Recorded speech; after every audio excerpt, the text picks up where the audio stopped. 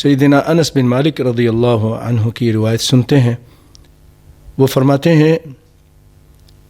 کہ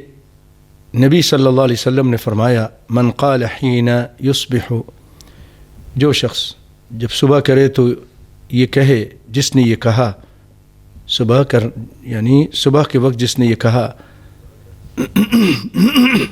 اللہم انی اصبحت اشہدک واشہد حملۃ عرشک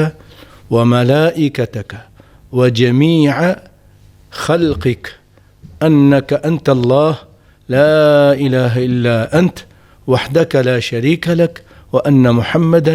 عبدک ورسولک الا غفر له ما اصاب فی یومہ ذلک من ذنب. آپ فرماتے ہیں کہ یہ کلمات کہنے کے بعد اس کے گناہ معاف کر دیے جائیں گے جو اس دن اس سے گناہ ہوئے، اور اگر اس نے شام کے ٹائم کہا غفر له ما اصاب تلک اللیلہ تو اس کے گناہ بھی معاف کر دیے جائیں گے جو اس رات کو اس کو پہنچیں گے. اس کو امام ابو داؤد نے اپنی سنن ابو داؤد میں اس کو ذکر کیا ہے،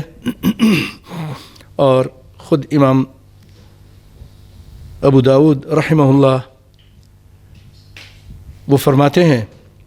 اپنا ایک جو رسالہ انہوں نے لکھا تھا مکہ والے کو، کل ما سکت عنہ فہو صالح، کہ جس حدیث کے بارے میں سکوت اختیار کروں وہ صحیح حدیث ہے، صالح حدیث ہے. اور اسی طرح اس کو امام ترمذی نے بھی نقل کیا ہے، نسائی نے بھی سنن کبریٰ میں.